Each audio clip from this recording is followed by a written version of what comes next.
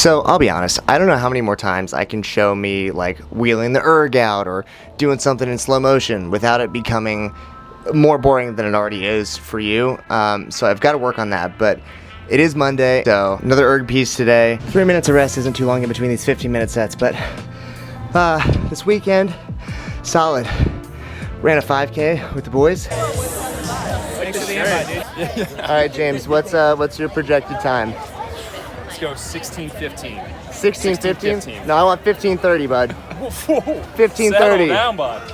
Oh yeah. You. Oh yeah. Let's go, bud. Let's go. 127. 5K down. Did it. But then I totally, just ruined all of that fitness with just eating and drinking whatever. Cheers, boys. Cheers. Phone. It's tough on the weekends when you'll have, so much time off. So here I am, trying to work some of that off. Mistakes I learned from the last 15-minute interval piece I did. It's on Monday for a reason. You're not trying to sprint these 15 minutes, but right now I've got, a minute and 40 to catch my breath and then do this again and then sweat out all of my sins from the weekend. Okay, I picked a bad day to do this. Not nearly enough fuel. Bad day to skip lunch. Plus, running out of time. I'm only gonna be able to do 2 by 15, which honestly, I probably would have stopped myself anyway. I do not feel well at all. No lunch in me. And these slow burn, 15 minutes at 18 and 20 with no fuel sucks so much, and it's so hot. So I'm gonna try to cool down, get some water in me, and then try harder tomorrow, I guess. So the bad news is, this is kind of embarrassing that I just hang my, sweaty things on top of the erg when I'm done.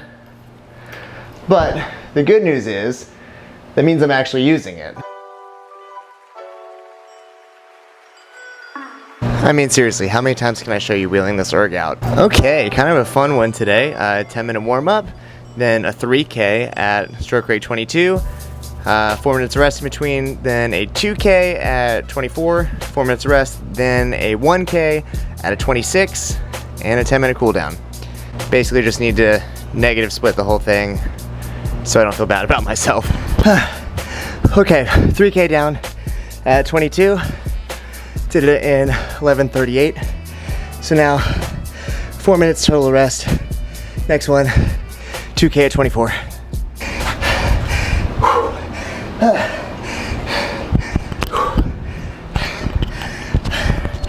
2K at 24 done. 7:36.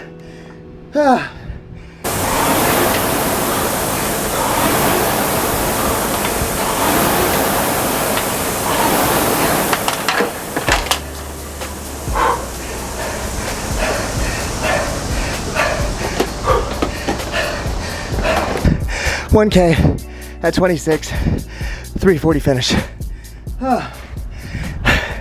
10-minute cool down. Oh, yeah. Okay, so finally following the plan for the week. But today it says I need to do a 5K, and I haven't really done just a straight up 5K. So I'm starting to think that now what I should do is take this 5K as one of my baselines. So go through okay, what's my best 1K? What's my best 2K? 5K? 30 at rate 20? Those kinds of things. And get a baseline set up so that I can see if I'm improving or kind of set goals from there. So I'm glad that we're doing a 5K, for that reason, because I feel like, okay, I can start to make a real plan out of this. The downside is, well, doing a 5K.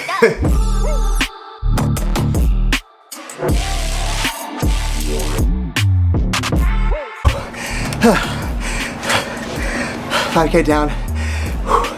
19:16.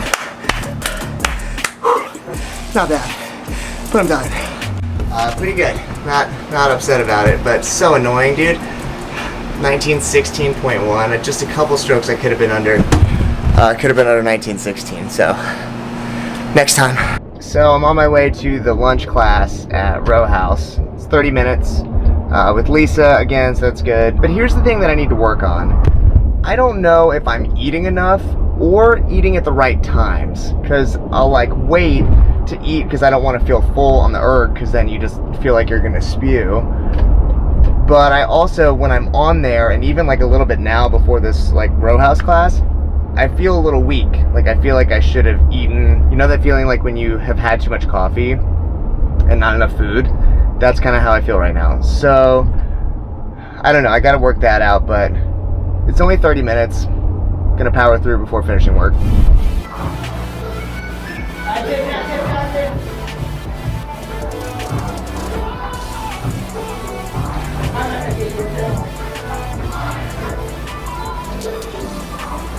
And paddle right here, paddle right here. All right, everyone have one more sprint in them? No. It's raining again. I am never gonna get back out on the water. I'm gonna be so disappointed if my water practice gets canceled for the second week in a row. Like, I'm getting faster on the erg and that's great, but at some point I have to get out on the water, and this is really frustrating. Even though it was raining earlier, it's still kind of coming down, and we've not gotten a cancellation email from the coach. So I'm just gonna head out to the lake, and if I get the email on the way, then I'll just turn around. But the lake's like, 40 minutes away, so I can't wait for the email. I have to go now to make it on time. So we shall see. Okay, well, we're here. It's raining a little bit, but I mean, come on. Not too bad. Try to make it work.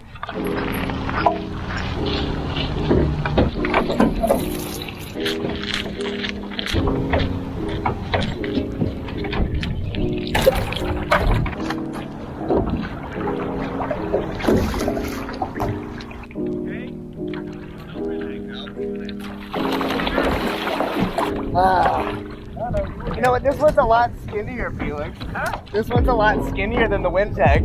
Yeah, good. Yep, good.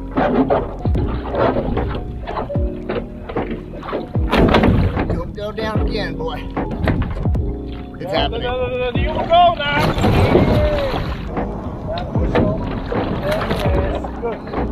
Relax. It's 44.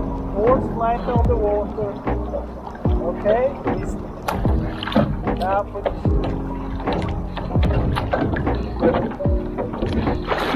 Okay. That was good. It wasn't very graceful. No, that was okay. I mean, that was good. Let's do another one.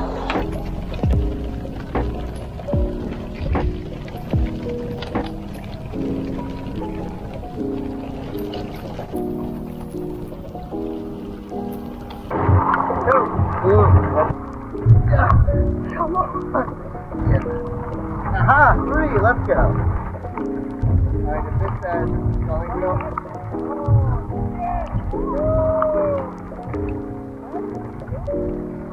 I'll help you.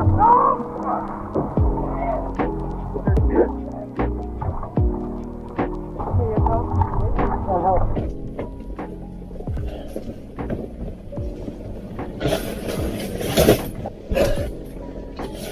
Well, I went for a swim. I don't even care. Just so glad that we were able to get out on the water. But I am freezing and soaking wet. But I learned something, and that's all that matters. So, okay, class number 3, down. Good morning. It's about 6:30, heading to the lake right now. I realized in the last video, I didn't really explain the difference between sweeping and sculling. So like in college, I was a sweep rower, which meant I was in charge of one oar that goes off to one side of the boat, versus sculling, which is 2 smaller oars where you have to use both hands. So it's like learning to be ambidextrous, kind of. In sweep rowing, you can either row with 7 other people in an 8 like I did, or in a 4, or in a pair where you have one person in charge of each side and that balance allows the boat to go straight through the water. But in sculling, everybody has 2 smaller oars, so you can do that alone, which I've been doing, or in a double or in a quad.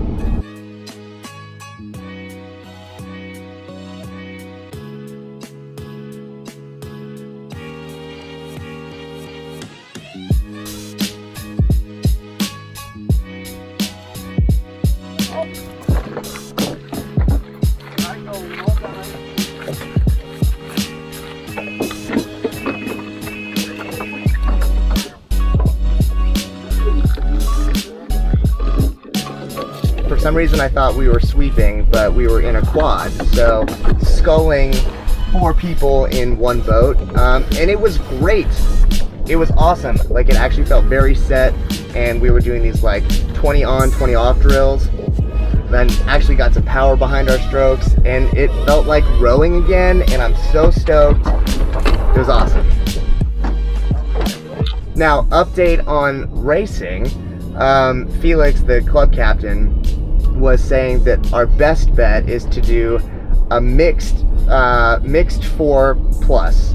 So that is sweep rowing. Mixed means men and women in the same boat with a coxswain. So somebody who's actually like steering the boat and kind of like giving out commands during the race. There are a couple of people apparently who are interested in that. So looks like Head of the Hooch might be our best bet. And Head of the Hooch is in Chattanooga, Tennessee. So, down for a road trip. But, all in all, great morning, great row. It actually gave me a lot more confidence than I've had. And some fresh blisters on my thumbs.